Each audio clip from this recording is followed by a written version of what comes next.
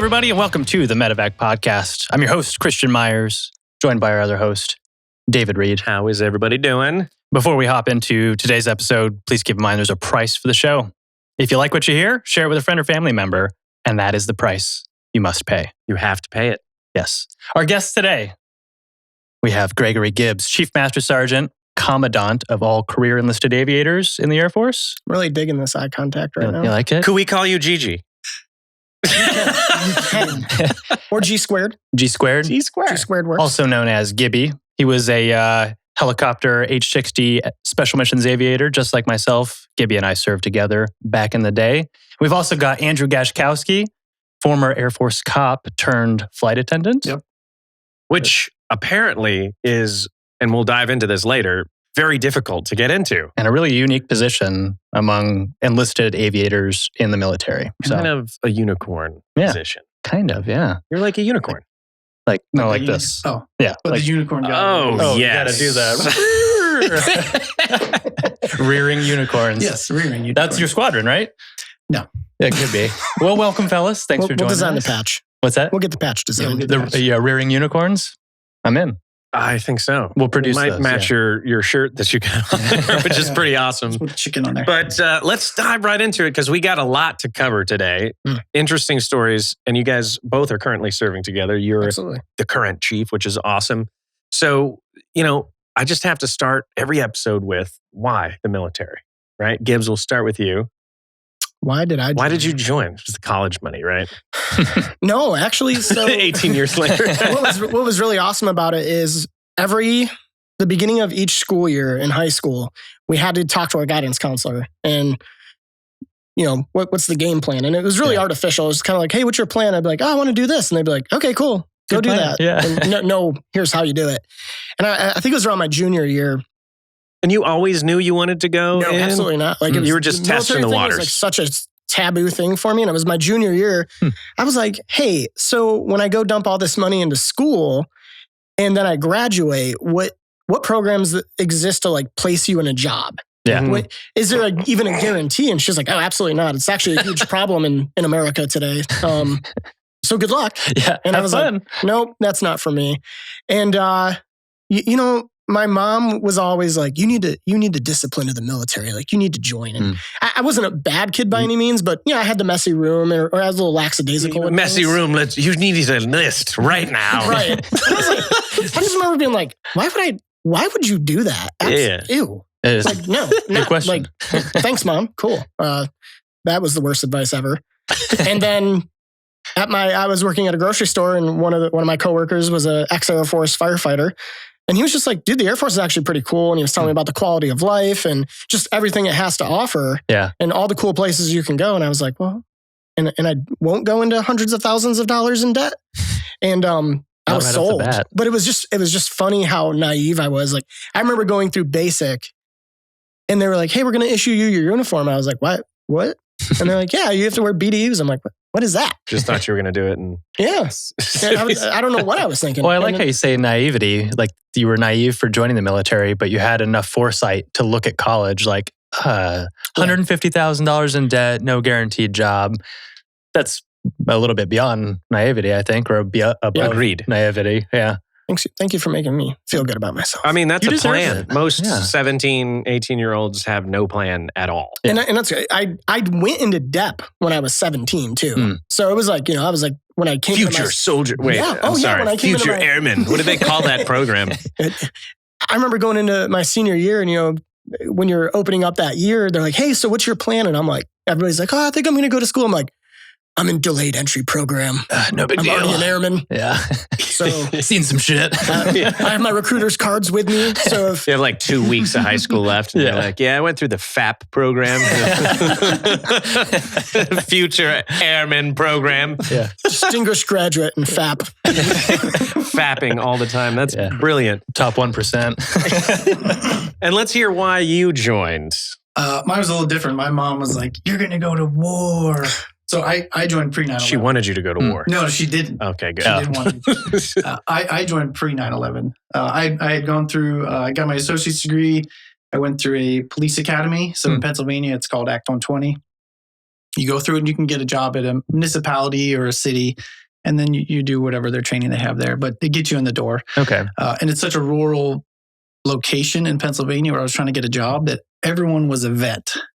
That they got a little bit more points on their test when they went in there. And they had some experience, obviously, when they did their interviews. And I was 22. Yeah, 22 at the time. Well, 21 when I signed up. I was on the delayed entry program for about a year. Yeah. So I drug it out for a year. But we did that, and I was like, okay, my end goal was to be a Pennsylvania State Trooper. I was like, I'll go in the Air Force. And so was this like a reserve type program, like where you do a civilian police academy? No, it's you go by yourself. So there's colleges that have these police academies. It was called Act 120. So you just get the certificate to say, yes, you've completed all these courses and weapons, some like minor law and generalities for that state. Okay. And then you can take that with this certification. You can get a job at a municipality, but you do their training. You still have to go through their training, but it gets you into the door. Gotcha. It's not like going to the LAPD where they have their own academy.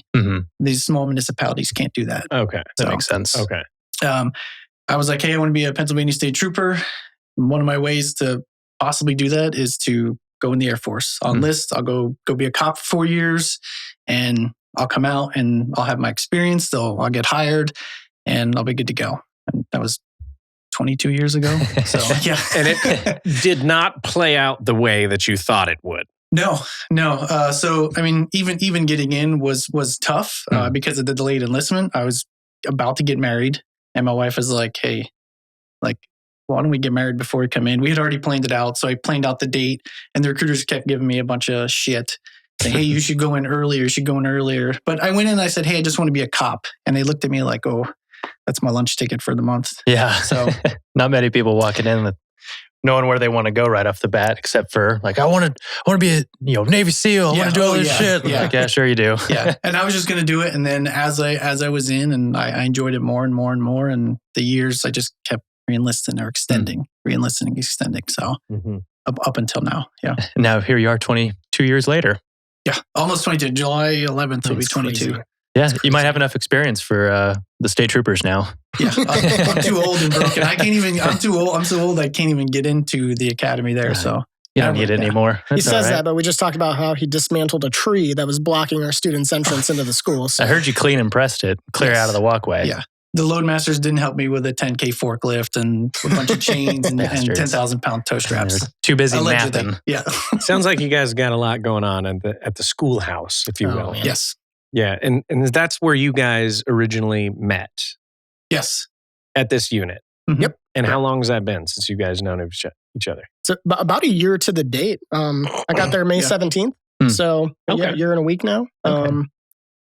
But I came right up from Randolph. So that was the cool thing is I was doing some functional management stuff up at Randolph, and they're part of the purview, even though they are kind of that unique unicorn type organization. We were at 19th Air Force. They lie in 2nd Air Force. Still go down there and make sure, hey, just see everybody, be present, watch some graduations, speak at graduations. And so definitely knew of them. And then just when things fell into place and I got the job at the COE, I was like, oh, didn't expect that to happen. And so it did. So just drive 30 minutes to work. So let's rewind a little bit. And you enlisted what year? 04. So about 04, and you were prior to 2000. Yeah, it was 2000. Mm-hmm. So let's talk about 9/11 a little bit. Like what's, you're at the age of 17, right? Enlisting in 2004. So you probably sat on that for a couple of years. Yep. But what was your experience? It was funny. It was my second day as a patrolman. I was still an airman. Second day as a patrolman, like by myself. And I was at Maxwell, and when I was on the backside of the base, just doing vault checks at the CADM range. So we have to go and check certain buildings in the morning and the afternoon, stuff like that. I'm not sure if it's like that anymore, but pre 9/11, this is what we would just drive around and check. And I walk into CADM, and I was talking to one of the CADM guys, and he's like just staring at the TV, and I was like, "What are you watching?" And he's like, some idiot just flew a plane into the World Trade Center. I was like, somebody's getting in trouble. Yeah. Like, holy shit. I was like, this is ridiculous. What do we call that in the Air Force rescue? When you CFIT? CFIT. Dave learned CFIT the other day, a controlled flight into terrain. Yeah. Oh, Well, and then... this technically counts, right? Was it terrain? Yeah, purposefully? kind of. Terrain or building, right? I mean, it was controlled flight into things. Yes. Yeah. Into building. Yeah. That's awful. Yeah, but we just sat there watching. I was like, oh, and I was like, we kind of were like, oh man, the reports weren't out like it was an airline or anything like that. And we're like, wow. And then we're sitting there watching it, and then next thing you know, the second one hit, and we both kind of looked at each other. We're like, oh shit. Yeah, here we go. And then got my patrol car, had to drive all the way around to the main gate because everyone went to the gates and they shut them down, and just. Madness ensued. Yeah, and then threat count Delta, and everyone's like, what the hell do we do? So. And you're 14, 15 at the time. Yeah, I was a freshman or sophomore, and I just so young, still wet behind the ears. I just remember it was different because growing up, nobody ever even came close to comparing to us as like a country, a military. Yeah. And all of a sudden somebody just came in our backyard and slapped us up a little bit. And I think vulnerable was the way I felt. Just as a young kid, like, wow, that can happen. And then shortly after there was the anthrax scare. Yeah. And then the build up into Iraq. And so I nerded out really hard. That was definitely a pivotal moment for me because I don't think I probably watched like MSNBC and CNN for 8 months straight. Just when's the next attack going to happen? What are all these networks doing? And then one day I think I was in French class, and she's like, how do you know? I was talking about all these different terrorist networks, and obviously you were speaking in French. Yeah. Right? Yes, the whole time. Le terrorist network. Oui. Je ne sais pas. And I could list out like 22 terrorist networks and where their major operations were. My teacher was like, oh, a little worried. Are you joining the military? I was like, no. Why would I do that? Yeah. I said the word bazooka in 6th grade and got suspended. Ooh. So, I mean. How dare you? Yeah, that's pretty rough. Today? Yeah. I don't even know. You should be allowed. I'm sure they let kids at specific schools shoot bazookas. We should edit that out. Edit and post, yeah. Edit and post. Oh, man. Yeah. So, I mean, you're still young, but you felt that fire kind of throughout, your high school, but you still didn't quite know you wanted to join the military. Yeah, it was definitely after that discussion with my guidance counselor and talking to coworkers at the grocery store I work for. And I was like, dude, this is what I'm doing. Mm-hmm. And so I went to the recruiter's office and was sold on the Air Force based on what this guy told me. Yeah. And some Navy guy intercepted me. He's like out there smoking a cigarette. I was like, God, why are these guys always smoking? It's weird. They're always smoking. Leaning up against the door. Like it's the 1980s. Yeah. His finger was in his belly button. It was weird. Yeah. He's like, hey, can I help you? I was like, I'm looking for the Air Force. He's like, follow me. I was like, oh, cool. He's going to show me where the Air Force office is. Nah. Nope. Showed me where the Navy office was. And he was like, so what do you want to do? And I was like, EOD. And he was like, oh, awesome. So in the Navy, if you want to be EOD, you work on boat engines for 4 years. And first. Like, oh, yeah. Yeah. That makes a lot of sense. And I was like, how do we go from boat engine to bomb? He's like, it's just how the Navy does it, man. Just sign here. What? Go ahead. We'll get you taken care of. And I was kind of like, I don't know. It was really, I'm young. I'm naive. I'm like, I don't know if I want to do that. Yeah. He's like, just sign. What? He said that? Pretty much, yeah. You know what's funny is I talked to a Navy recruiter before the Air Force. I was in high school. So when I joined the Air Force, it was after high school. But in high school, I talked to a Navy recruiter about, hey, going to be a cop. And they sold me some shit to where they're like, oh, yeah, you could be an MP, in the Navy or whatever the hell the Navy calls it. And here, that's not the case. You have to go like load bombs or you have to do whatever other job. And then you have to be like an E5 or E4 or whatever. So essentially it's the needs of the Navy first. Yeah, that's what it seemed like. Just tricking you to get in. And filling a quota. Yep. For sure. So I never really returned that guy's phone call. And I just found another day where there wasn't some weirdo smoking outside. Walked in and found the Air Force guy. And what completely sold me on the Air Force specifically was He's like, yeah, man, I'll talk to you. And so I'm talking to him. He's like, okay. He's like, well, hey, what I want you to do is go talk to the Marines and go talk to the Army and maybe go talk to that Navy guy one more time. And I was like, why would I do that? He's like, because I don't need to sell this to you. He's like, you either want to do it or you don't. And I'd like you to know what all the other services have to offer because maybe somebody has a bigger bonus that maybe that's more appealing to you. That sounds like a good recruiter. I was like, I'm out. Yeah, just where do I sign right now? That's good leadership. Yep. Or it's a really good tactic. Good tactic. TTP, if you will. We do, at the 344th, we do have the recruiting school. So now I'm going to go back and ask if that is a true TTP of recruiters. It might be a viable tactic. It was legit though. And that made me just I'm sure it is. Where this guy was like, if you ever walk into this building, don't talk to anybody else. I'm like, oh, okay. And this guy's like, hey, literally go talk to all the other services. And I was like, well, technically they're trained salesmen for the Air Force. Yep, absolutely. That's very accurate. So you make your way into the Air Force. What was your first job, Gibbs? Oh, this is the best. Yeah. So he was a flight attendant. I was not a flight attendant. It was a Navy boat engineer. So I go to MEPS and we're talking to the jobs classification guy. Yeah. He was like, hey man, so do you want to fly? And I'm like, no. I want to do, it's the Air Force. All I can imagine is everybody flies. Yeah. I was like, I want to do something like unique, like EOD, and there was like no training slot. He's like, that's just not going to work. It's not in the job jar right now. First of all, why does everybody want to do EOD? The Hurt Locker. Yeah, it might be. It was pretty hurt. It might be, but I'll tell you what, I do not like messing with explosives. In a couple even holding missions. Grenades are nerve wracking, you know, and something gets before you say that, I got to apologize to you because the first time I met you, you had jeans on, right? He's laughing because he knows I'm going to curse him out in a minute. You had jeans on and walk around and I met you and you just find out who you are. And I was like, oh, it's pretty cool. And then I Googled the Medevac Podcast. No. I'm just kidding. Okay, I didn't know about your leg before this because you had jeans. You were covering up. You were hiding it. Yeah. And then, I Googled the podcast. I was like, oh, it's pretty good. And I started reading. And I got to about you. And I got up out of my chair and I went downstairs. I said, you asshole.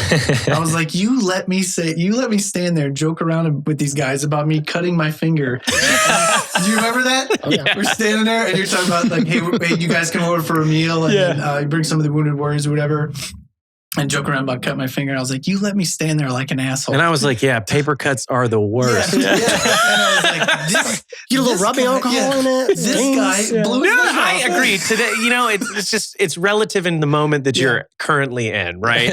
If 10 plus years ago I was blown up, but today if I get a paper cut, I'm like, oof, this is the worst thing in the world. So what he's saying is it is comparable. Yeah. It is comparable. They probably gave you a Purple Heart for that in the Air Force. No? Nope. At least an LOD. And you let him do that. What's wrong with you? I'm making the citation right now. He doesn't know, but I apologize. If I offended you, a public apology. He goes, tell our audience. I am apologize. But hey, he's like, oh, he was laughing. And I was like, why didn't you tell me? And he's like, I'm just crushing around work, and I'm like, I think it's okay, man. He's like, no, it's not okay. No, it's totally okay. I get everything. That's the entire purpose of this podcast is to make people who do not spend enough time around, actually injured veterans or injured people. Not many people get to have an amputee as a friend or even as an acquaintance. So making it to that point to where you can ask them like, hey, how do you take a shower? Like, it's a serious question. Like, what do you do to take a shower? Yeah. Most people don't feel comfortable enough to, one, inquire about the amputation or the injury by itself, but two, to ask a follow-up, more personal question. So it's the entire purpose of this, make you more comfortable joking around about paper cuts. And I wasn't joking around about his leg. I was joking around. I was making fun of myself at the time. No, you're okay. Apology accepted. Got a long memory gash. Now let's talk for about 5 to 10. I'm glad we got past that because every other day he was coming down like... He was sweating. Now he's embarrassed. Really weighing on me. The EOD thing though. I'm the same way. So then fast forward, I went on a mission to support an IED strike on some Air Force EOD guys. And I was like, okay, that's their cost of doing business. Yeah. I saw that firsthand. Pretty heavy. Yeah. And that's where I was like, oh, okay. Yeah. Maybe EOD is not for you then. Yep. Yeah. So that's when you decided.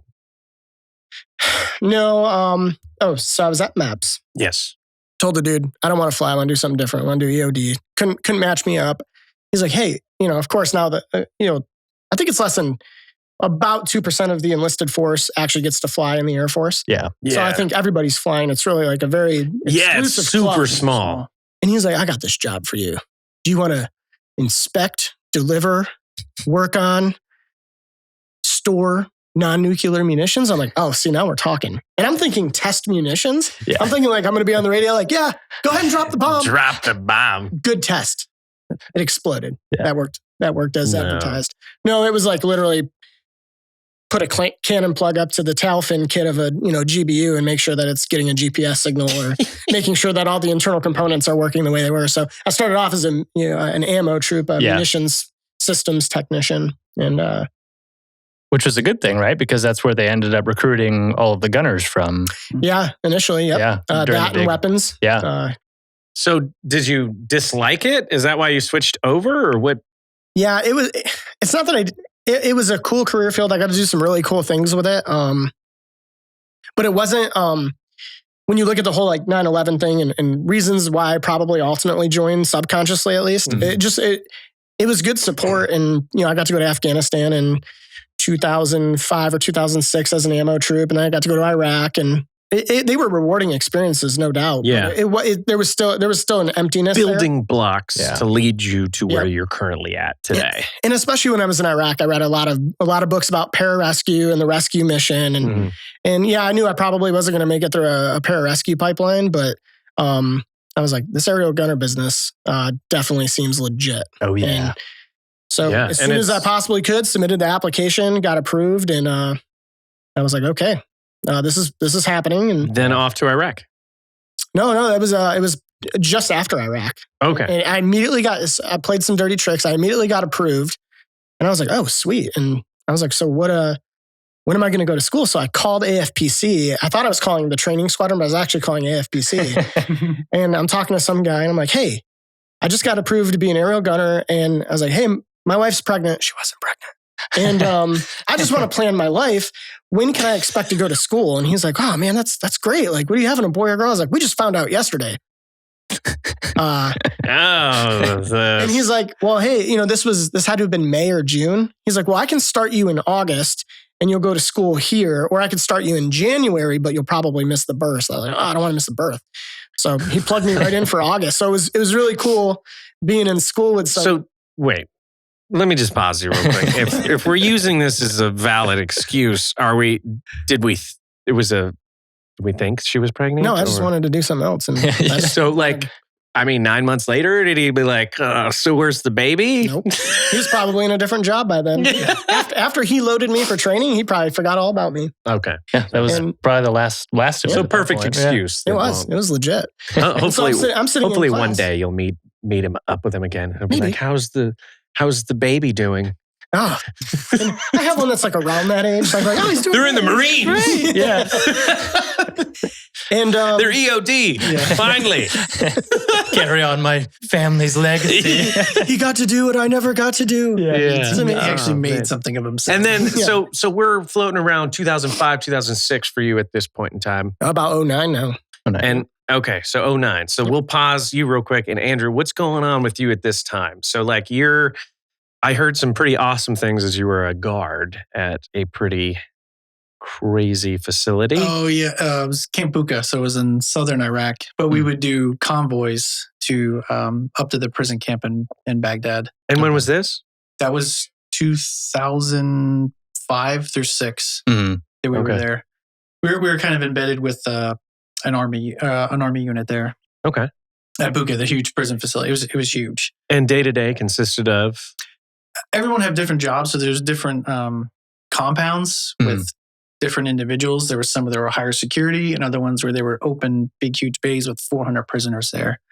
And then there was other cops that would they would do convoy routes around the base. They would be outside of the wire, and then there was other ones that they would do convoy routes to pick the prisoners up at Buka and take them up to Abu Ghraib, and then come back and forth. They would go to Baghdad. They would go to court up there at Baghdad, and then you'd just bring them back. Because it was almost like it was a jail where we were. Like a prison transport. Yeah. I mean, there's thousands of detainees there. That had been wild, dude. It was pretty crazy. I think I was telling you about, there was one time there was an uprising and they had some... Wait. Sorry. An uprising. Wait. It's going to get real. I'm going to pause real quick when I heard the word uprising. So let's elaborate. In the compounds, they would have, 200 to 400 detainees sometimes, or 150.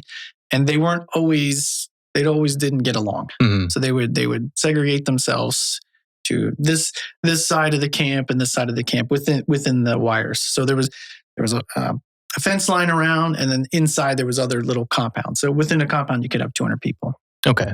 And they hated each other, and they would just start riots with themselves, and they would grab the other dudes. They would go into their little huts. They would rip 2x4s like out of the ceiling, rip them apart, and they would use them as weapons. Oh shit! And then like as they were like stabbing people or killing people like one another, they would have it organized where they would drag the guys up and they would like bring them to the Sallyport gate, and they'd be like, medic, and you just stand there like, no, I'm not going in there. No one's going in. The medic is not going in there. Yeah, no one's going to go in there. Yeah, so it's crazy stuff like that.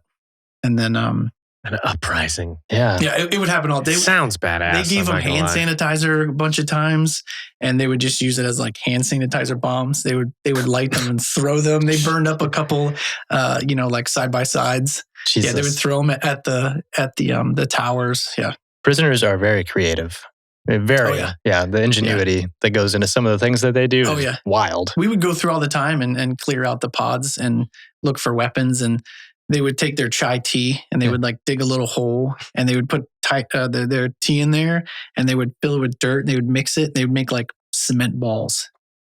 Yeah, as weapons. They would throw them out. Yeah, as weapons. And throw them. Put them in their socks or or just throw them. Yeah, absolutely ingenious. I'm still impressed with the hand sanitizer bomb. Yeah, never thought of it. Yeah. I used to use the MRE Tabasco sauces to make tear gas.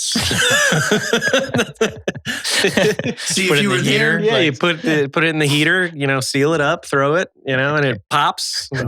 Yeah, makes a bit of a fuss. I remember showing my kids MRE bombs for the first time because you like go buy them at the commissary now. Yeah, my kids were like, "Dad, I want to try a MRE." They're like $17 a piece. Yeah. They ate the Skittles. Here you go. You're not going to poop for 3 days. They ate the Skittles, nothing else. Throw out the rest. All right, we're going to make bombs at least. Yeah. Cheese tort. Cheese tort. That was a shit back in the day. So that's pretty crazy. An uprising. So you're floating around the same time here. And how is your experience, as is a small, right? Security forces. Yeah, security forces, he was small. Gibbs. Yeah. Mm-hmm. So when did you deploy after you completed your training again? So I completed training June 29th of 2010, went back to Hill, out processed, went to DM, went through my combat mission ready upgrade, and then they had someone fall out of a deployment that was going to go spring of 11. Okay. And it was in a unique squadron at DM. They didn't really...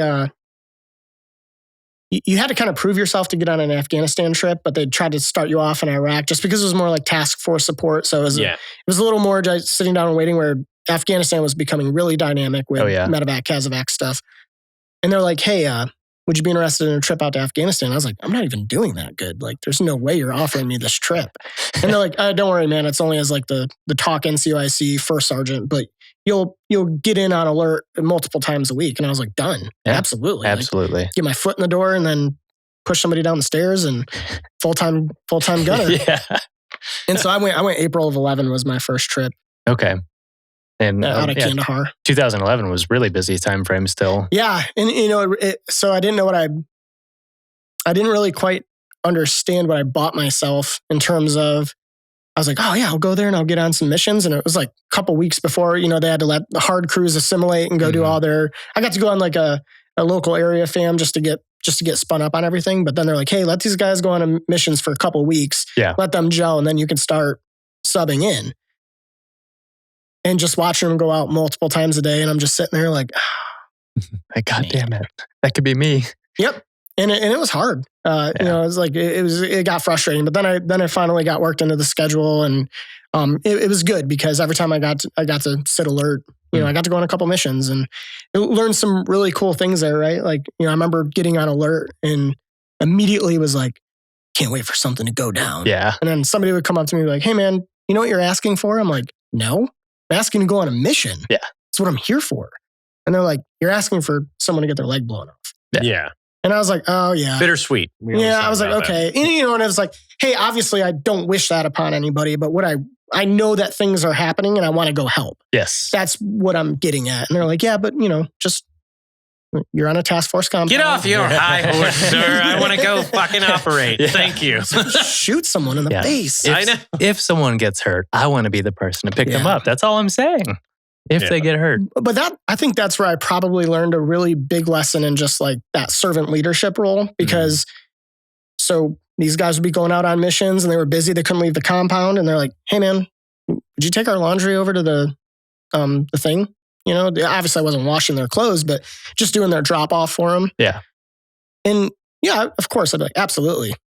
And as I'd be walking over there, I'm like, how demeaning is this? Like, I'm literally on my first trip to Afghanistan and I'm bringing laundry to the laundry hut. With 6 years in the military. Yeah. Laundry bitch. Yep. Yeah, exactly. That was playing in my head. Yeah.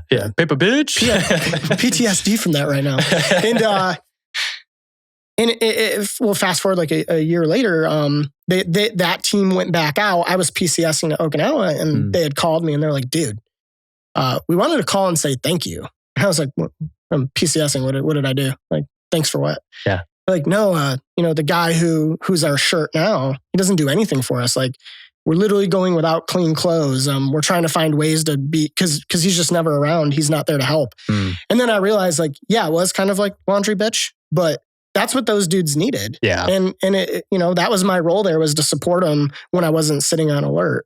And so that's where I was like, hey, that wasn't necessarily demeaning. That was me doing what I had to do for people to go get rescued. Yes. Is like making sure that they have what they need.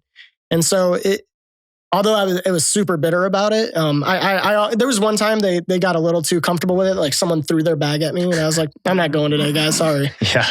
And, you know, and they were like, hey man, I'm sorry. And I was like, I'm still not bringing your stuff today, but that's cool. But it was, makes sense. It was a cool lesson of like, you don't always like, it's a lesson in humility. Yeah. Is that why you bring me your laundry all the time? Yeah. I'm trying to bring you up. It was weird. Trying to bring you up with me, man. So this is 2011. Yep. And what's going on with you? So at this point, we're kind of transitioning out of security. Yeah. So forces. 2005, 2006, that was my last deployment. Okay. And at that time, I was gone for so long that I was in my cross-train window and out of my cross-train window. So when you can request to change jobs. And I put in for Aero Gunner, so 1 Alpha 7. That was my first one. Yeah. And I think it was Loadmaster, yeah. And then the last one was, I'll put in Flight Attendant because my buddy... Because it's all the same school.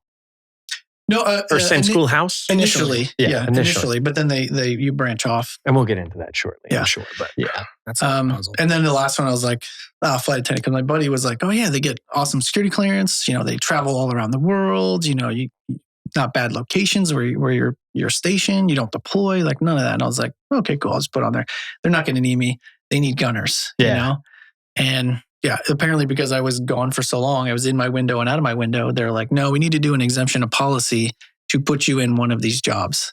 And I was like, how is it my fault that because I was deployed, I can't get one of these jobs? Yeah. And just by chance, you know, while I was there deployed, they were emailing me back and forth saying this, like, hey, you're going to be out of your window. And then one of the flight attendant functionals at Andrews, he emailed me. He's like, hey, we'd like you to come for an interview. Are you available in 2 weeks? I was like, I respond and say, I'll be home in 6 months. Yeah. You know, like I still got a little ways to go. And he's like, all right, just let me know when you come back. So nice. I got back and it was a couple weeks of, R&R, went on vacation with the wife. And then I went to DC for the interview.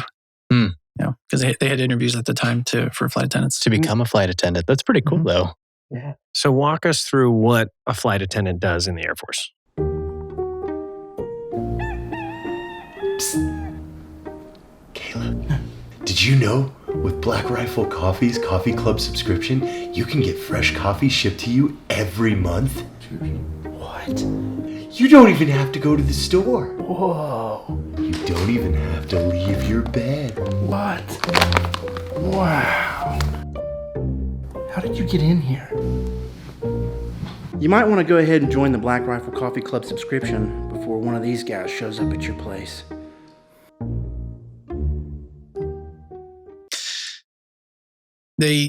So you're the go-between. You're the contact for the Air Force with the individuals that you're flying. Mm-hmm. So you can fly president, vice president, SecDef, chairman of the Joint Chiefs.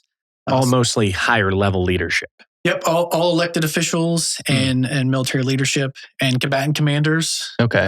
All the way down to congressional delegations. So it could be like 5 or 6 congressmen or women, and they're going on a delegation for a fact-finding mission for whatever the president sends it for. Undersecretaries, you can have the secretaries of the Treasury, like everybody and anybody in the government. Yeah.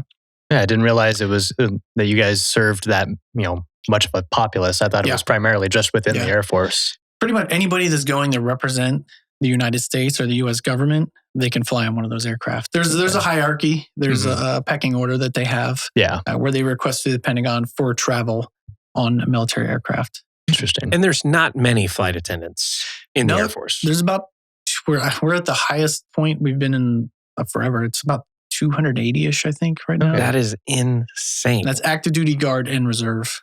Wow. 280. An elite. Yeah. An elite group. Elite fighting force. 1% of the 1%. So you're the contact for the Air Force. You coordinate everything for the mission with the party. Hey, how many people are coming? We're going to be gone for this long. These are the meals that you offer them. And they have a likes and dislikes sheets that everybody knows what everyone likes and dislikes to eat. So you just go with the enlisted aide or one of the contacts and figure out what the meals are for the whole trip. Could be a day. It could be 2 weeks. Could be longer than that. And it's not your basic bitch first class meal either. No. We had the opportunity to go with these guys breakfast to have steaks. a meal. Yeah, breakfast steaks. Yeah. Breakfast steaks. Stan, lobster for breakfast. I'm telling you, even the soda was homemade. Oh, I was just telling them when you were outside, I was like, I forgot to bring you the drink, the boarding drink. And you so disappointed. Now, I did hear we were getting peanuts during the podcast. Yeah, no. Yeah, it's not like being a commercial flight attendant. Yeah. It's way different. Yeah, totally different. You shop and prep for the meals. And you have chefs that actually create the meals as well. No, those are the flight attendants we are making the chefs. those. Yeah. Mm-hmm. Okay. Yeah. That is insane. Yeah. I think the insane part, my learning point from coming to a school with a bunch of different AFSCs outside of 1 Alpha 9 is learning about the 1 Alpha 6s and everything that goes on behind the scenes. Like you can conceptualize everything you just said, but actually going for and shopping and finding a way to store all that food on a 2-week long trip. Yeah. It takes like some legit logistics. Yeah. Engineering, you have minimal space in like Gulfstream where it's only 6 feet by 5.5, 6 feet by 5 feet, and that's where everyone's bags go. That's where all the equipment for the party goes, and that's where all your food goes. But the main reason why we're on the aircraft is safety and security of the passengers. So we're making sure that if anything, if there's a fire, we take care of it. If there's a decompression, we make sure that everyone puts their oxygen on. We're there for the passenger safety. If it crashes, we have to make sure everyone egresses out of the aircraft safely. Okay. And we keep them alive as a crew. We keep them alive until you guys would show up and pick them up.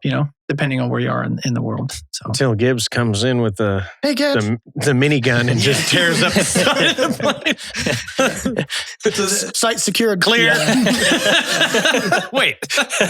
So we're experts on the emergency equipment and emergency egress. But it's turned into where like we become, like you said, like these chefs on board the aircraft. So we take care of the passengers, and it's like their office, or it's like them being at home when they're traveling. So try to make them comfortable, and it's like service oriented. But the reason really why we're there is for the safety and security of the passengers. Makes sense. But the best is they get to see elected officials, leaders of all walks of life. Yeah. When that door seals, the cameras are off. You're seeing that authentic person. Yeah, I can imagine. So I love listening to their stories of, people you would think who are not cool are actually the coolest people on planet Earth. And then some people who you'd think would be super dope to fly with, and you're like, wow, I didn't know that individual was such an asshole. Interesting. Yeah, the cameras are off. Yeah. Doors are sealed. Get an inside look and into the large part of that network. that top network. Yeah. Yeah. Because I mean, when you see these people on TV, you're like, oh man.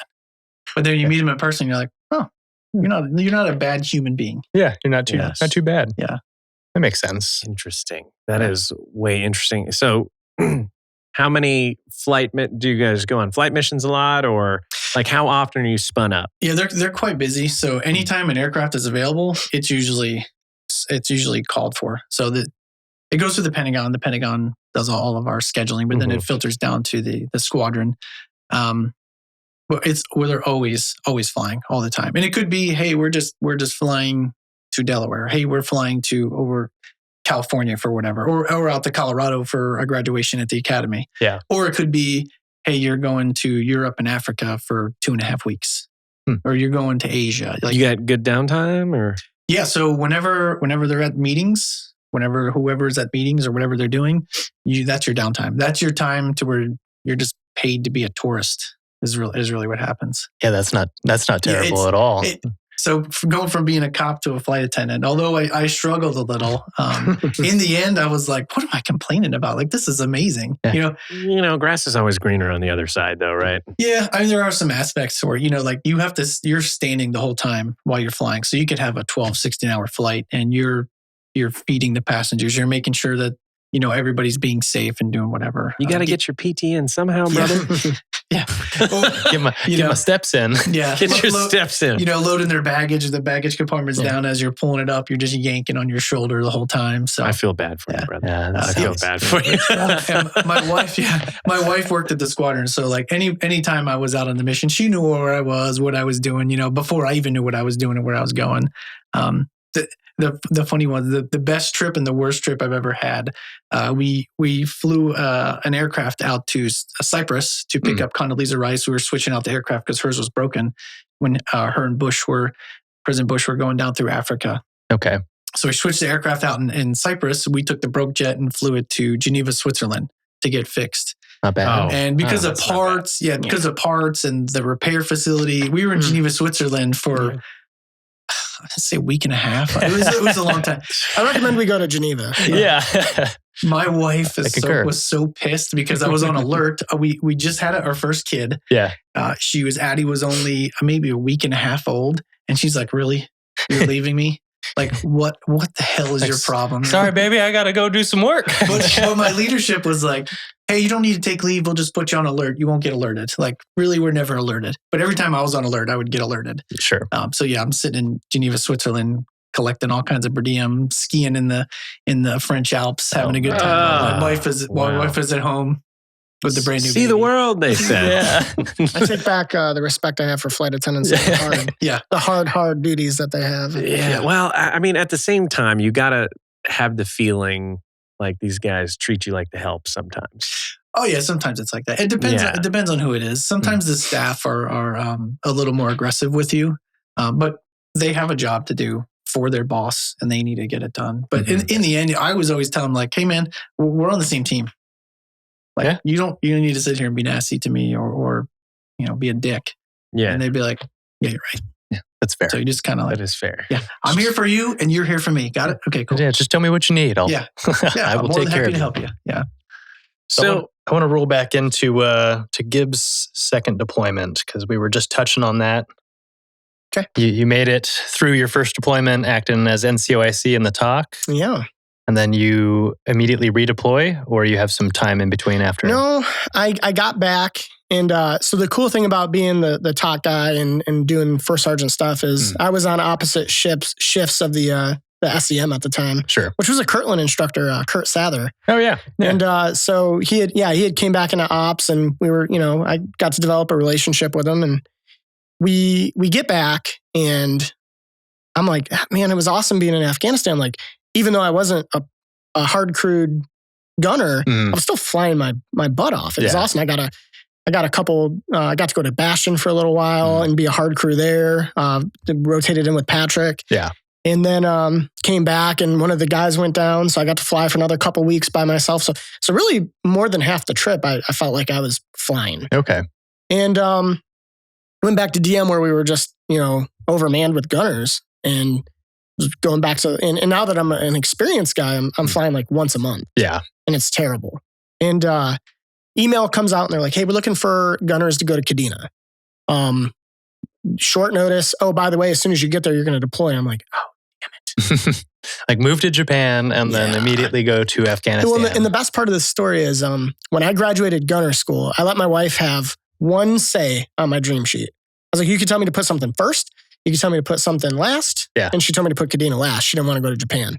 So this deal comes out, a couple of years down the road. And, I asked all the experienced guys first, like, are any of you guys going to take this deal out to Kadena? They're like, no, man, I got a house. I can't sell my house that fast. Yeah. I lived on base. So I was like, went and talked to Sather and he's like, what, do you not like it here? I was like, I love it here. I hate not flying. Yeah, I want to go do it. It says I'm going to go fly 3 times a week and I'm going to deploy right away. I'm in. Yeah. He's like, you just came off a deployment, dude. What does your wife think about that? Send me back, baby. Don't care what my wife thinks. Put me in. Put me in, coach. And I was actually at the sim and we're driving back and he calls me. He's like, hey man, pack your bags. You're going to Japan. Nice. So I was like, oh, how am I going to tell my wife this? So, came back, told my wife. She's like, we're going to Japan? I was like, yeah. She's like, I said, we're not doing that. I said, oh, the Air Force said we were, so let's go. And she loved it. She did. Oh yeah. Like to this day, she's like, when are we going back? And now you speak fluent French and Japanese. Otere wa doko desu ka? Oh, God. When you have kids and you go to Japan, you learn where is the bathroom. And I'll never forget it. So yes. So that was good. So I did not go on that first deployment when I got there. Because I get in and I'm like, hey, ready to deploy? They're like, says here your wife's 7 months pregnant. I'm like, yeah. Yeah, get me out of here. Did you want to be here for the birth of your son? And I'm like, well, yeah, of course. But duty calls. And they're like, yeah, we can move some people around. How about, you be here for the birth of your second child and go in February? I'm like, and this was a real child this time? Real child. Okay, just to clarify. Not the spoof child. Spoof child. Your your wife's been pregnant for 7 months for like 6 years, dude. That guy at AFPC is like, wait, what? Yeah, how many kids do you have? It's a miracle baby. It's a miracle baby. Been cooking for 48 months now. It's going to be a smart baby. It was cool. They got me, they moved somebody around and I went out in February. So I was there. My kid was born January 3rd. Couldn't come out just a few days before for that sweet tax return. But went out in February to Bagram this time.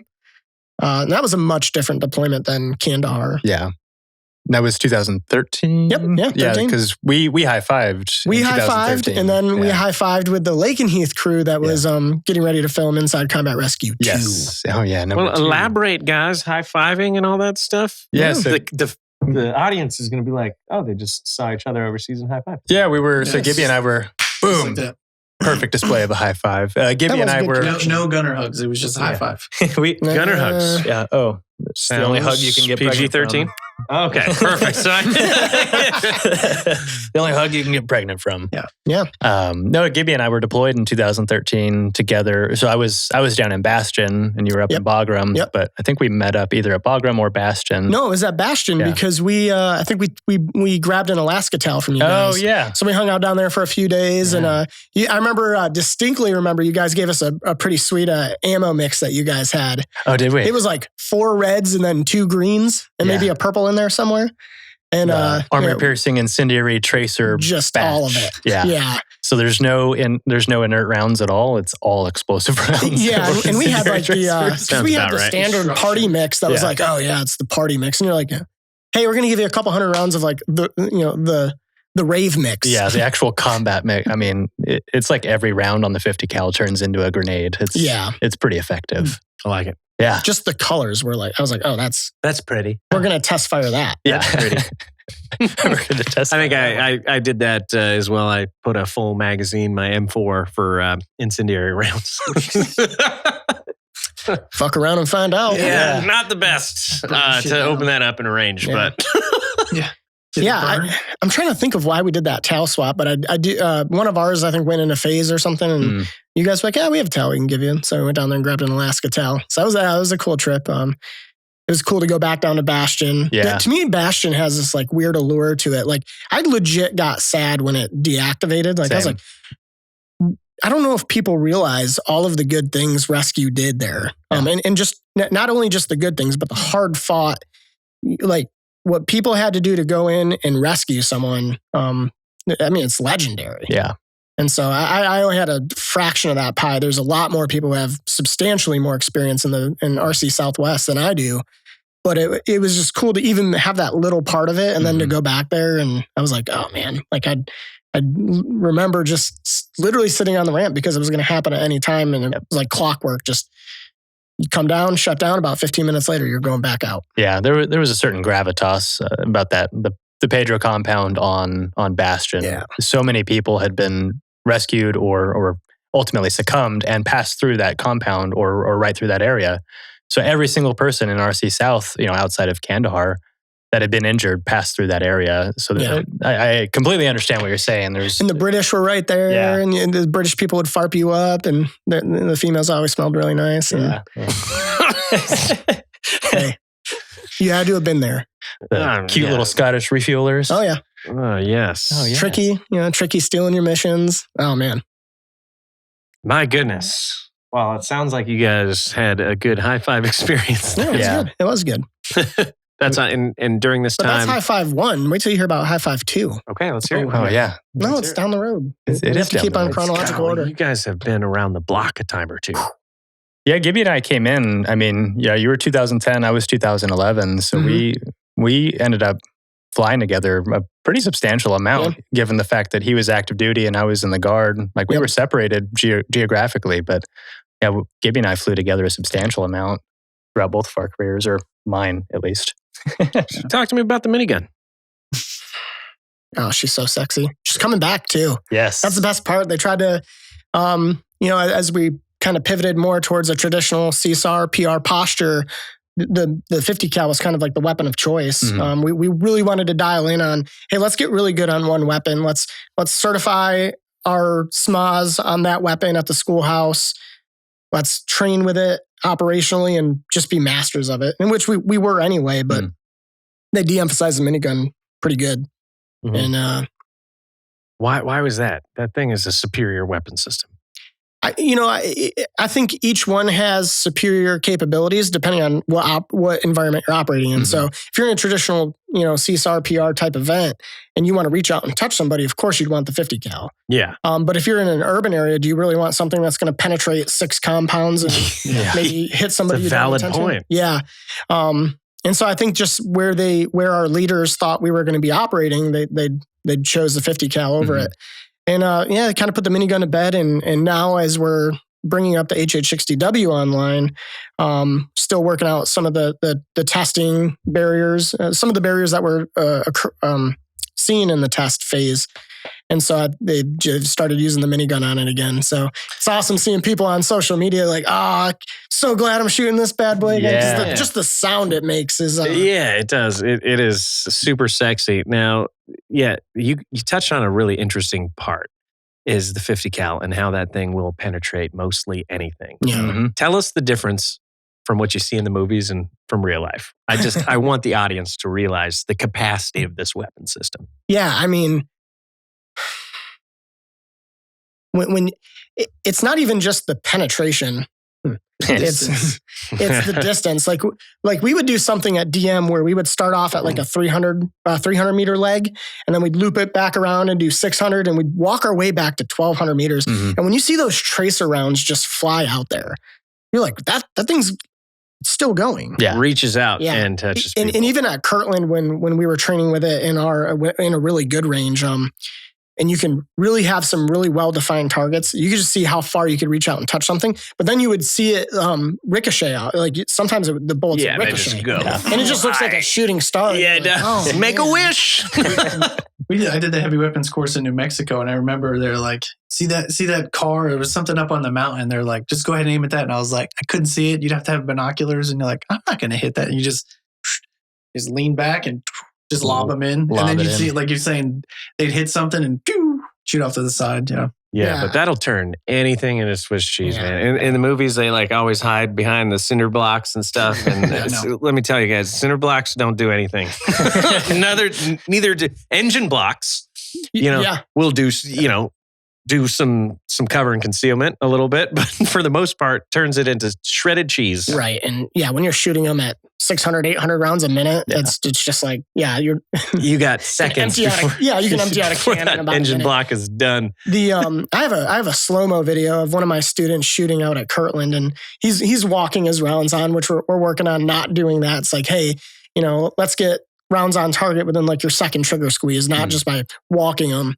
But even when he would, like, I have a slow-mo video of him walking them, and you can just see like just them hitting the ground, and it's like boom, boom, boom. And then all of a sudden it starts hitting the target, and it's just, you can see the percussion coming off of the weapon. I always told people, it's really hard to come home angry after a gun sortie. Yes. Even if you had a shit day or something stressing you out, or even if you got bad news, because after you go shoot a 600 round can, even just instructing somebody shooting 600 rounds of 50 cal, it's a stress reliever. You're like, that felt good. Come back with a smile on your face. Yeah.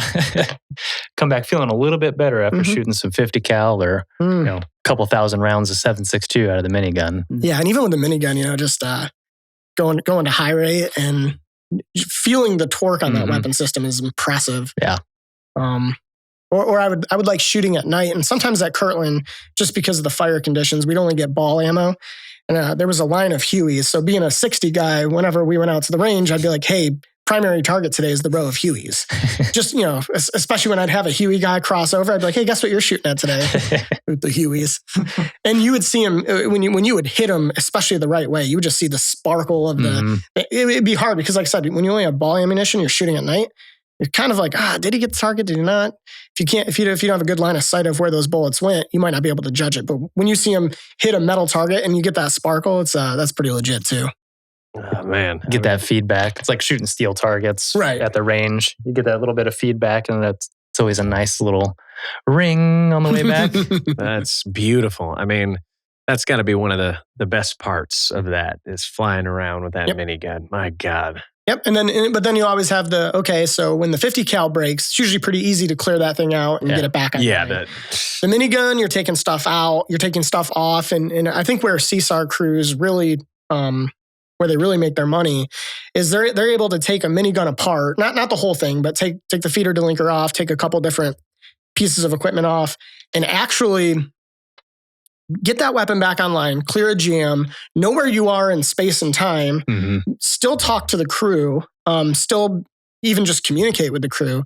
And sometimes students have a really tough time with that level of multitasking, especially at night when you're under NVGs. Yeah. But once you get that CMR rating, I don't even want to say you're like PhD level at it then, but after you get some experience, I mean, it's really impressive to see what those guys and girls can do.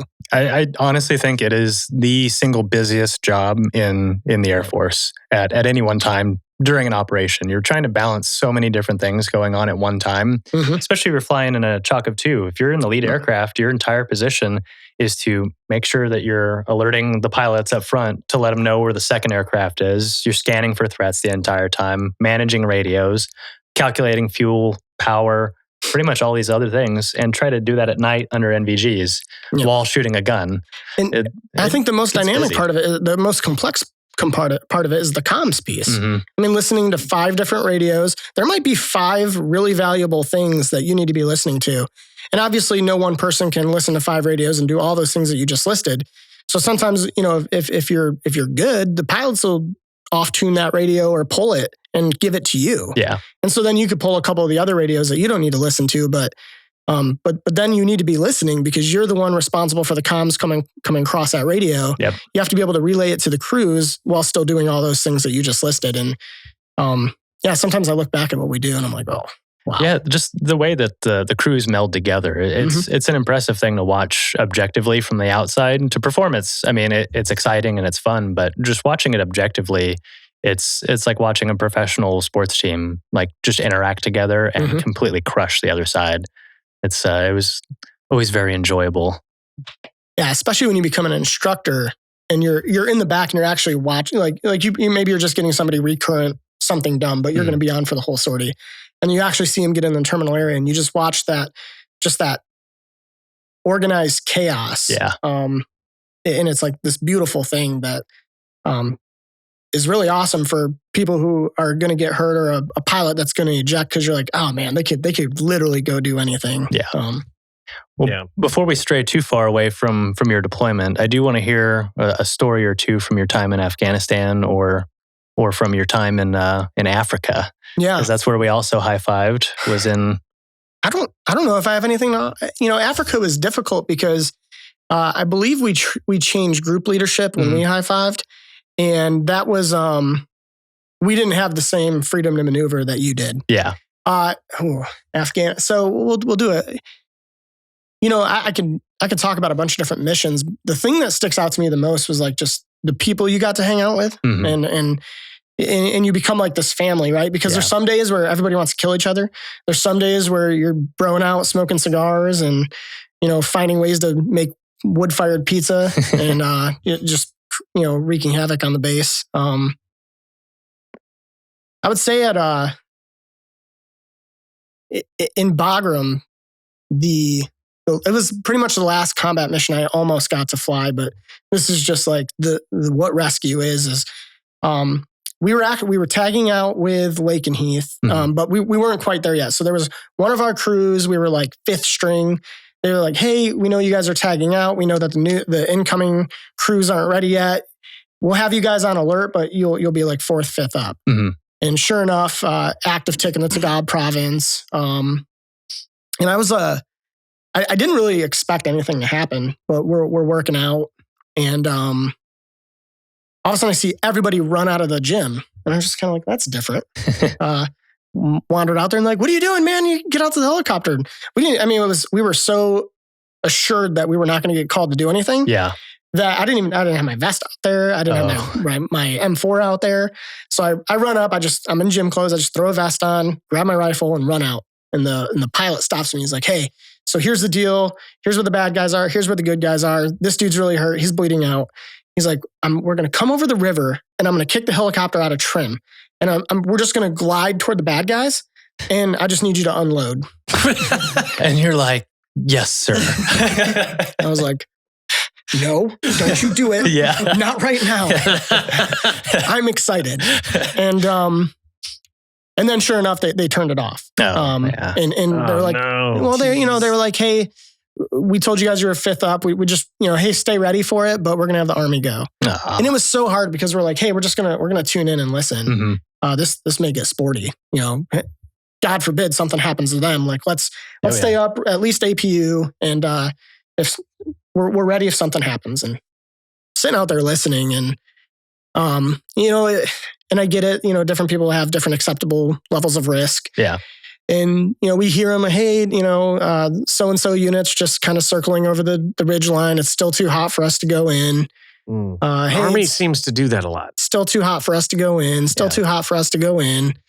And then they come back because they're bingo fuel. Yeah. So they waste all their time out there. Why couldn't we just gone? And it was cool because we got there was a STS PJ that was embedded with that team. And so they did end up getting extracted. And, he came out to talk to us. Like, he wasn't mad. He knew what was going on, but he was like, hey, just to let you know, things are kind of kicking up over here. Here's what we have planned. Yeah.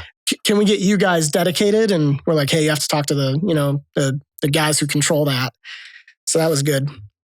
Out at Kandahar, the biggest mission that sticks out to me is I was on alert, and it was the first time we were going to pick up somebody who was deceased. Okay. And it was like, hey, we have a hero pickup, but it's it's in an active minefield. Weather's crap. And we rolled out there, and there was an Apache overhead, and this dude was freaking out, and he was telling us how he was like, hey man, when the explosion happened, I thought I got hit with an RPG. That's how massive the explosion was. And these are multiple KIA. Like, we thought we were just picking up like 2 dudes. There was multiple KIA, a bunch of guys that needed extracted. And we were able to get people out that needed to get out. We couldn't take everybody. But what was really cool about that mission, the thing that stood out, and I think every rescue guy has a story like this, but I'm at Kadena, and we're going to do some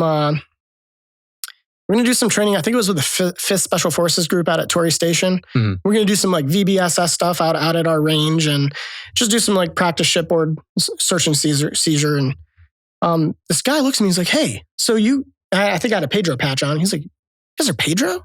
He's like, do you deploy? And I was like, yes, sir, we do.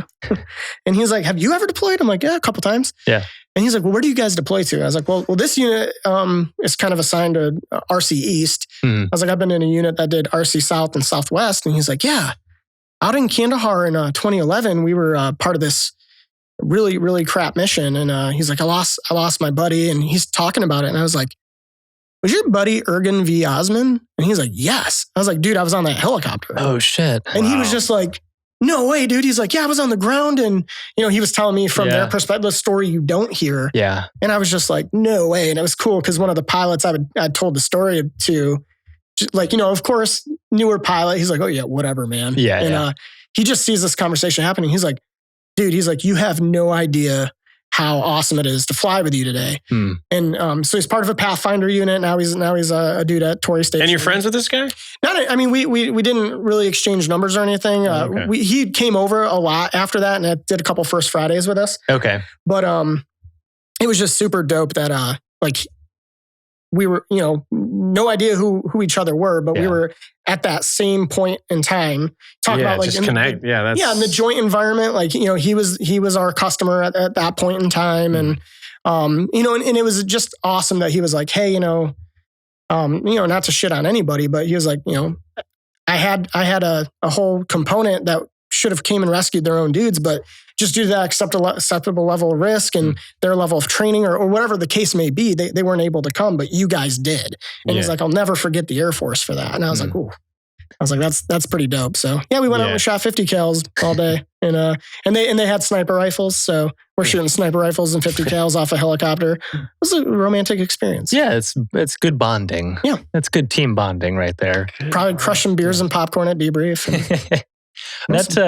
That moment that you realize that this is a person you'd interacted with. What's that like for you, being on the rescue side? Because I've never met anybody that I picked up. I've interacted with a couple family members of like deceased people that I've returned. But what's that moment like for you? Does it justify it? Does it make it worthwhile? I tell our students in the basic SMA course, and I would tell students at Kirtland, like, I don't care who you are. The fact that you raise your hand to want to do this job, you're wired differently. Because my first ever rescue mission was actually a person under confinement. And so, to actually, I don't want to say see the fruits of your labor, but, to see that you actually were able to bring some people home. Yeah. We brought a dad back home, a son back home, a brother. And I mean, it's not a trophy, but it's just like, like that's our all of our mottos and all of our sayings and our creeds. It's like, like we lived it, we did it. Yeah. And it's really cool to actually, see it. It sucks that somebody went through such a crappy situation. Obviously I wish it didn't happen, but again, going back to you want to go do the job. Well, it's because someone's hurt, and to actually go get the opportunity to do it is different. And then actually be able to talk to someone, it's a feeling I guess you can't really describe. It's just it was. We weren't like sad and hugging each other. It was like, oh, that was awesome, dude. I was like, yeah. And we talked about what we were going to do today, and it's just I think in the military you have that ability to see past that shittiness and just focus on the task at hand. Take the good out of it. I mean, there's plenty of, firefights that you come back from and, your buddies go down or whatever, but you still, at the end of the day, you still have that like adrenaline, and that you still have those laughs that happen. Yeah. And subconsciously there's probably this like, hey, let's go sharpen each other's skills because we may be doing it again. Yeah. We might need each other. Yeah. And you talk about those, like the interoperability of different crews and all of that, they were the special forces group out at Kadena. You look at where we're going with the threats in the East today, it's that interoperability doesn't need to just happen between CSAR crew members, but between the personnel we're going to work with too, and those different teams. Like you got to have that same level, just like we do with the Jays. Exactly. So it was, you could just see it was like, hey, it's like that. You know what it felt like? It was like feeling like being part of the ultimate team, and you've done something as teammates together, even though you didn't really realize it. Yeah. And then it's like you're at the pinnacle of that. That's cool. That's a good explanation for that. I think that's a really good explanation for that. given the fact that, current threats are changing really rapidly and the way that we are fighting is continuing to evolve. So I think we might end up seeing some major evolutions over the next couple of years. Am I wrong on that? No, not at all. Not at all. Taking that experience, that combat experience, and becoming an instructor has got to be completely invaluable as well. Yeah. And I mean, it's all of us, all of the dudes that have all that experience. The good thing about our school is we have pretty much every platform represented. Mm-hmm. So not only do I get to share my stories, but all of our instructors do it across all the different AFSCs.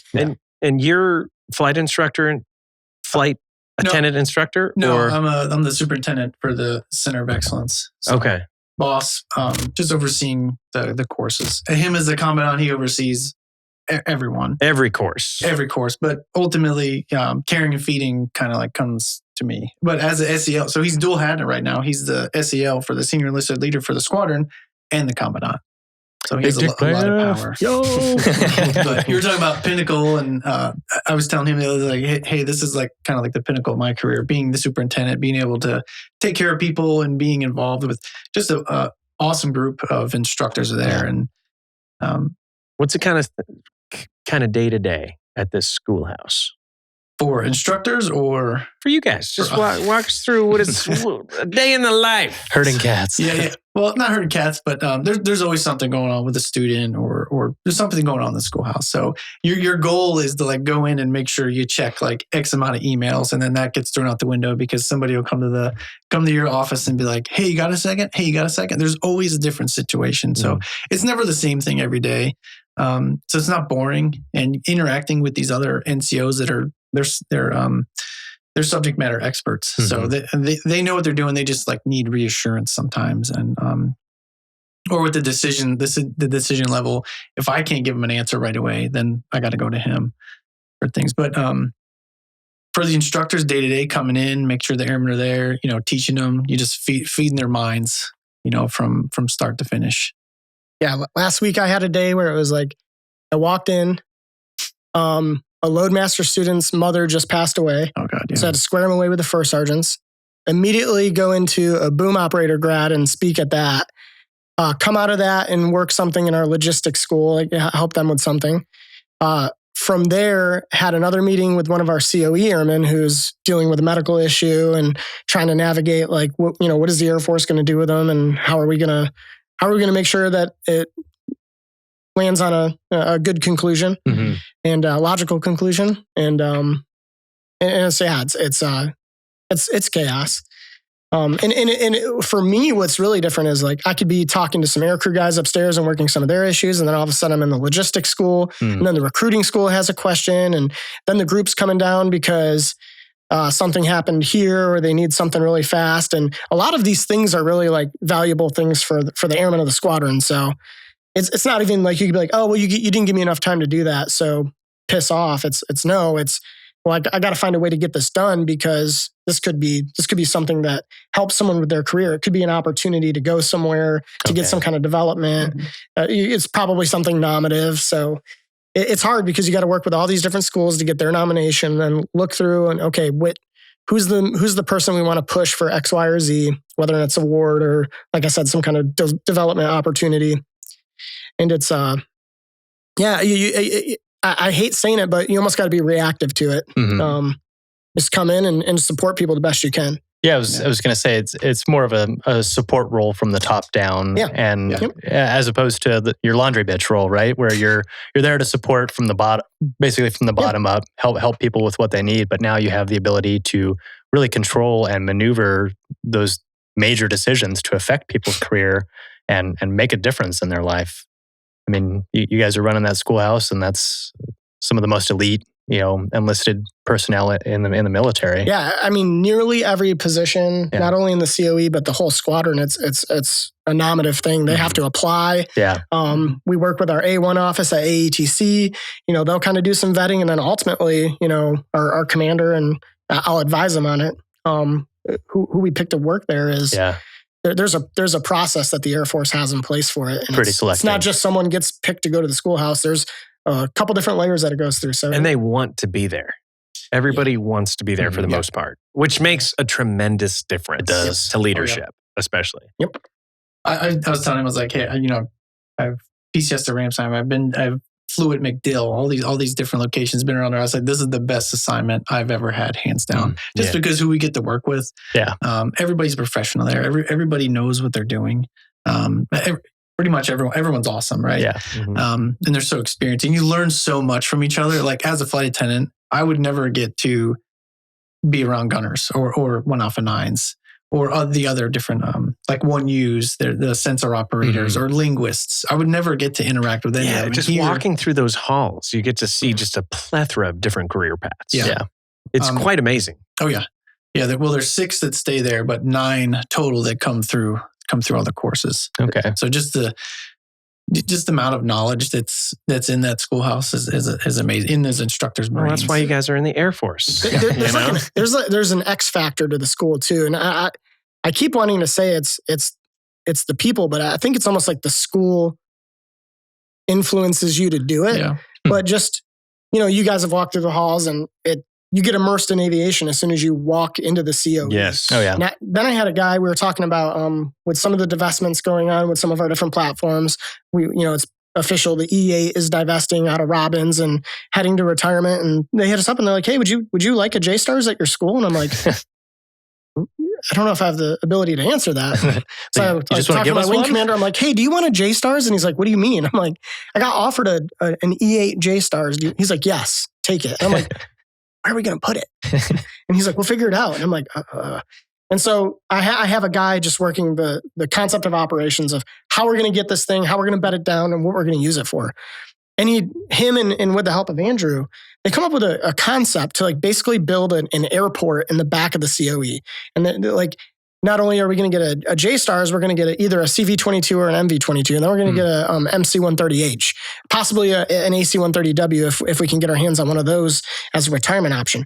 We're going to have all these aircraft back there, and we'll be able to power them on, be able to practice loadmaster skills, be able to use the communication suites on them, even just for an instructor to take airmen down to the airplane, dial up the ATC frequency, and listen to what's going on Kelly Field and say, "Oh, hey, this is what an ILS approach is, and here's what hands-on experience." Yeah. But then when you see it, I mean, these guys. So it's really easy to come up with that idea. Mm-hmm. How do you sell it to leadership? These guys go into Google Earth and they take snapshots of all the planes, take a snapshot of how the little airport should look, and they put it together in a presentation. And I see my commander, like we brief it to him, and he's just like, I could just see him like, "What? How did you even like? Not only did shadows matched, like it was all like it was like we got the aircraft." I want to see this presentation. Ridiculous. Yeah, I want to see this. I briefed it at our Aircrew Management Executive Council, and it was just filler. But hey, really filler, but to educate the community on what's going on with their school, because we supply the entire Air Force with enlisted aviators. We do their initial skills training, and they're just like, "Holy shit, that's awesome!" And it's a bunch of chiefs and older senior NCOs who are like, "Damn, what an excellent idea!" Yeah, and we we want to get it an honorary ICAO of KCOEs, so it's actually possibly in the aircraft flips and stuff. And but I wasn't like, "Hey guys, come up with an idea to build an airport." They're just like, "Hey, you want to check out this presentation?" I'm like, "Yeah, absolutely." And I go there and I'm like, "We need to get this in front of 06s right now." Yes. It's funny how it snowballed. Like, called one guy like, "Hey, would it be possible to do this?" And it was like, "Well, what are you looking to do?" And you need to tell him. He's like, "Hey, I know where this aircraft is. Hey, I know where you can get this one." And they were like, we Google Earth to where the one, it was the MV-22, like where the MV-22 was. Like we found it like sitting at one of the Air Force bases, like in a back lot. We're like, "That's it. That's the one we want." And we showed it to him like, "This is the aircraft that we want to get." One. Yeah, the specific one we want to get. Oh, that's awesome. Yeah, it's just funny how it all snowballed. And those are grand ideas. Then we have senior NCOs there who, our infrastructure is not the best. Mm-hmm. And it's navigating the different bureaucracy, all the bureaucracy to even get like our ceiling patched up. So when it rains, the rain isn't flooding our classrooms, destroying our equipment. Yeah. We just have a guy who sees some guys working on solar panels. He's like, "Hey, you guys got any tar to patch a couple holes up there?" They're like, "Yeah, we saw some holes up there, but we're probably not supposed to do that." And he was like, how many cases of beer for you to patch that? Yeah. And he's like, 2? Runs to the shop at, grabs a couple cases of beer, brings it. Dude's patching our hole. And we're taking pictures of it. And we're like, hey, we fixed it. Yeah. And that's ingenuity right After there, baby. Years of wanting to get that stuff patched. So just destroying bureaucracy is what these guys do every single day. I just get to sit back and watch. You got to take shortcuts because that just holds you back at the end of the day. Yeah. And I mean, we've been asking people... preventing damage to the rest of the building. They didn't steal it. Shortcuts can still be favorable, though. Yeah. You know, they could still be effective. Yeah. Yep. Well, I'm glad we have... I say we. It's no longer we anymore. I'm long gone, but I'm glad that the Center of Excellence and the rescue community has someone like you in charge now, Gibbs. I mean, you've always been a great leader. I've always looked up to you and admired your leadership and your experience. Always had a great time flying with you as well. But I'm really glad to see that they're taking the initiative to not just move people up who stick around the longest. Yeah, I can say with confidence that they selected the right person for that position. Even if you don't agree with it, I'll go ahead and say that I think they selected the right person for the position because you're somebody who's going to stand up for not only the gunner side or the SMAW side, but all the enlisted aviators underneath you. And I know you actually give a shit. And that's the hardest thing is when I was selected for promotion to chief, there was a really good chance I was going to end up at Nellis. Mm-hmm. And I would have loved that. Like, I was talking to their commander. Oh yeah. We were already like, hey, we're going to make this happen. And I knew this COE thing was in the background. I figured it was a long shot. I actually didn't think I'd get the job. And when I got it, it was super bittersweet because it was like, oh man, I'm not really going to get that opportunity to be at a rescue squadron with the bros, which is one of the best things in the Air Force. It's indescribable. Yeah. And then, but to take on that bigger leadership role in the CEA community is super awesome. And like I said, I get to work with dudes like Gaj. We have a contingent of reservists there. Our deputy commandant, Tim Barker's awesome. And so it was bitter because I feel like I'm a little bit separated from rescue. Sure. But, I'm a rescue guy. I grew up in the rescue community and I get to serve on the, Air Crew Management Executive Council and, advise the CFM on things that we should do as a community. So trying to leverage what I know as a rescue guy, but parlay that into the bigger CEA leadership umbrella. Mm-hmm. And hopefully we'll see what happens next. If I can land at a rescue group, that would just be awesome. But maybe that'd be a good way to finish out the career then, huh? Yeah, at 18, so I can either do 2 or 12. It's good to have options. Yeah, time will tell, huh? We'll see. Well, thank you guys very much for your time today. Yeah. It was excellent getting to talk to both of you, and I'm sure we're going to have both you guys back on at some point to dive a little bit further into the careers and listen to see how rescue and aviation is changing in the Air Force. So you guys have been great guests, and I loved having you on. It's very unique career paths, but you guys are doing some excellent stuff and really providing the example for our future airmen as well. So thanks for being a guest. Remind us where the Center of Excellence is, just in case you guys are interested in enlisting. Oh, it's on Lackland Air Force Base. Lackland Air Force Base. Lackland. There it is. That is awesome. Well, thanks guys so much. We really appreciate you. Appreciate you having us. Perfect. This has been the Medevac Podcast, ladies and gentlemen. Thank you very much. Have a nice day. Bye. Take care.